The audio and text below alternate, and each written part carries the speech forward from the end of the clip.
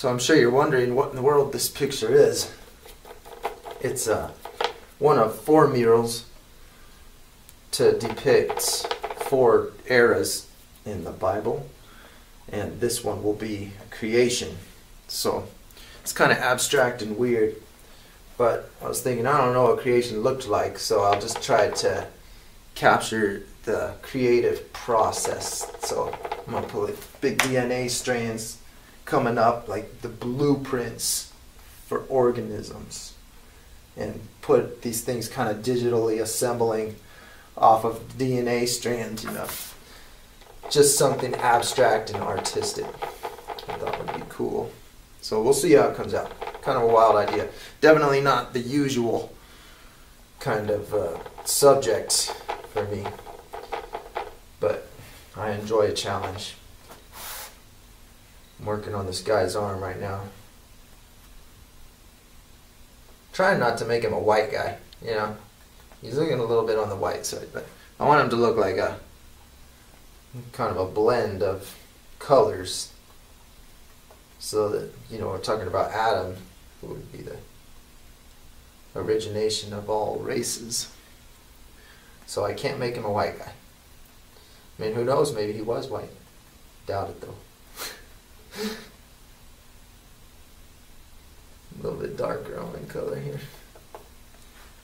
Somebody asked me this morning, I was going through the YouTube comments, somebody said, how come you don't use airbrush for all your murals? I was like, oh, because I like using a brush, I like the way it looks. And the more I thought about it, the more I was thinking, why am I not using an airbrush on this? Seriously. I should be using an airbrush. I could get this all done so much quicker. It's funny, you know, you realize things when you make your work public. People can point out helpful things to you all the time. I'm just trying to get the right color on this. You know, he might just have to end up looking like a white guy. Let's go this way.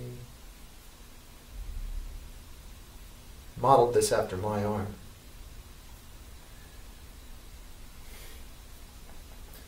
That looks alright. I mean, what do you think? My arm plus a little bit of, slightest bit of muscle, right? Just a little bit.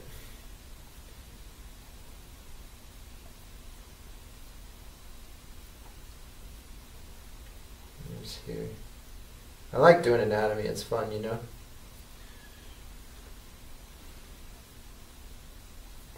Skin tone's a tricky thing, you know? Tricky thing.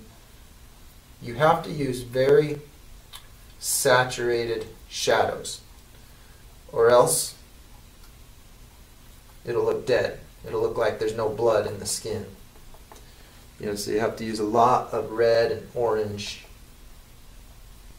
in the shadow colors. So you see this shadow right here.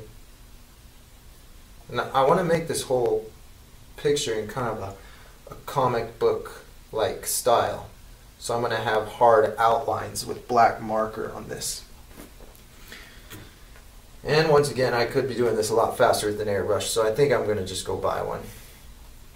Do the rest of this with the airbrush, but I'm just finishing up my time here right now. And I like to paint, so even if I'm just going to redo it, it's always a learning experience. Every job's just practice for me, you know what I mean? It's not about the finished product. I mean, it is about the finished product, that's what I get paid for. But that's not where the motivation is. For me, the motivation of it all is the process of improvement, I guess. The process of, you know, gaining more knowledge about the way things look. Just being able to... I love to be able to think of something and just put it down. You know, it's cool. It's cool to just think about what I want to see. And then just make it. But to do that, I have to become a student of the way things look, the guidelines. There are guidelines to everything that cause things to look the way they do. There are certain things that you you will see in every human arm. There are certain things you will never see in any human arm. And those distinctions are what causes a person to immediately recognize it.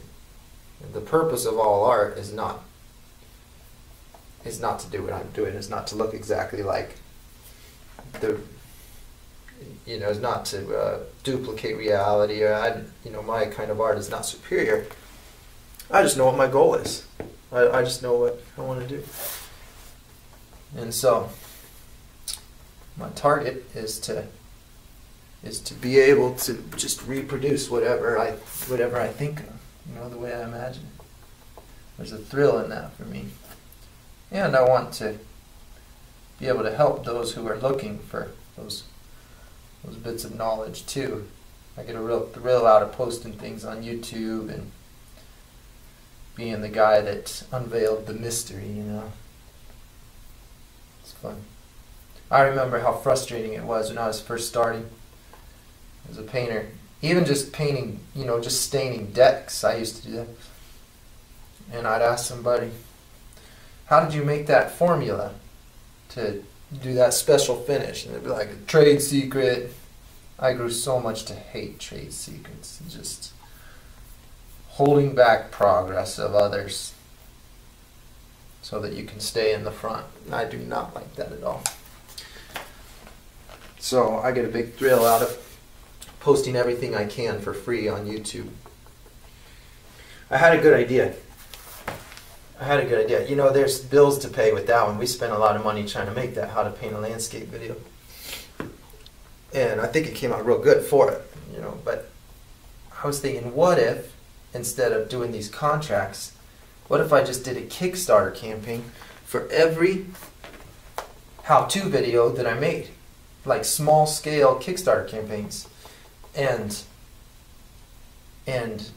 then you, the viewers, fund each job because I run out of ability to invest time in things that I don't get paid for. It's hard to find time to do a lot of free how-to videos because in the meantime I'm trying to pay my bills at home.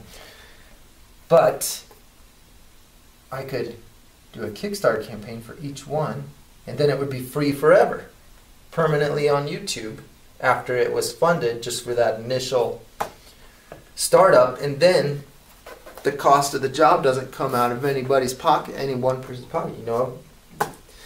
A lot of people give a little bit, then it's a one-time cost that everybody splits up.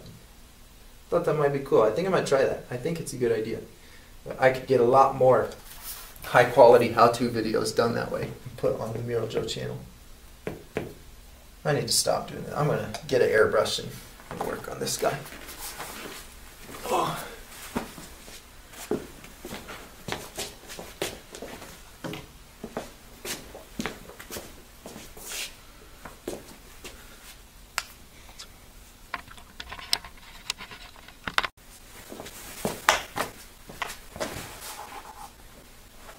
I think because I was drawing pictures at a really young age, and I did that for a long time before I ever tried out painting, I think of shapes as having, I always imagine them with these hard edges and outlines, because those lines just define the boundary area.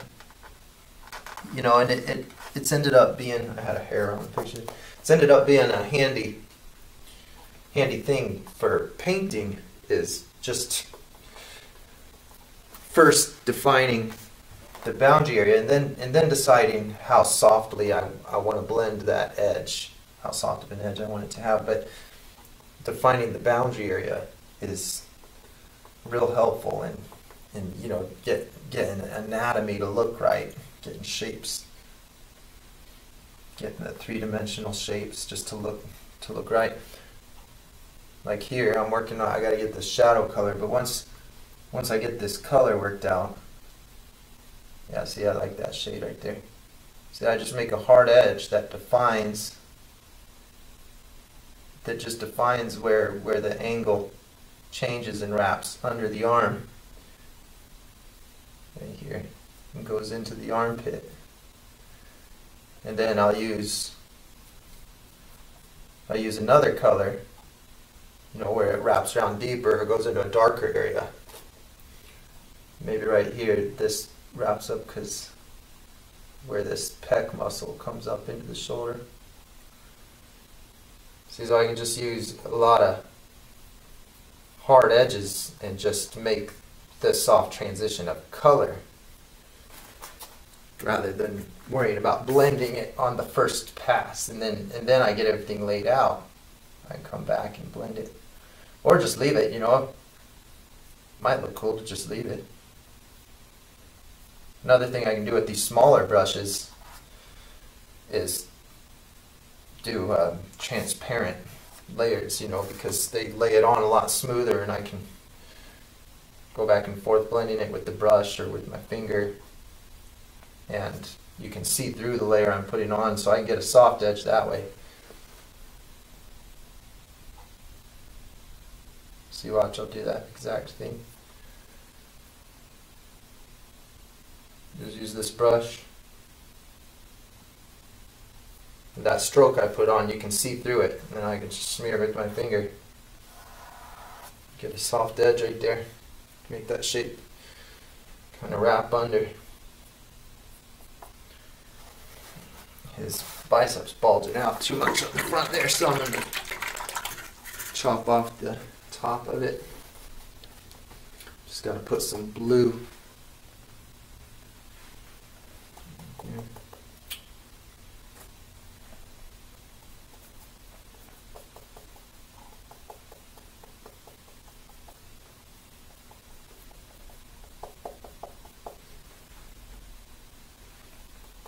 I always work in layers, you know.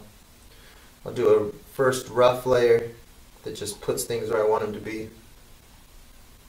And a lot of times the drawing can be that first layer. For me, I just feel like I'm drawing with the paintbrush. So I'll just use the paintbrush to sketch with. But sometimes I do use a drawing tool like a marker or a pencil.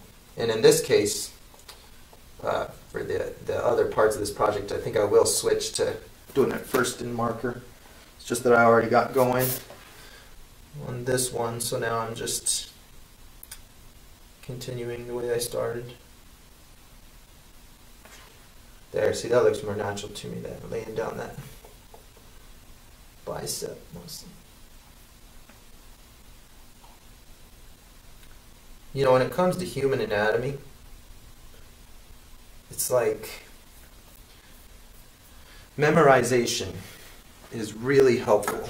Memorizing the shape of each individual muscle, because it's hard to find just the right pose. I mean, I looked all over. I did a whole bunch of image searches to try to find this exact position like this, you know, and like just to find a photograph of a person, arms out looking up. It's just hard to find it when you're actually looking for it. It's hard to find. So it's nice to be able to do a rough sketch just out of your memory, knowing how the muscles fit together. And then I can do adjustments off of photographs or just looking at myself because I look exactly like this guy.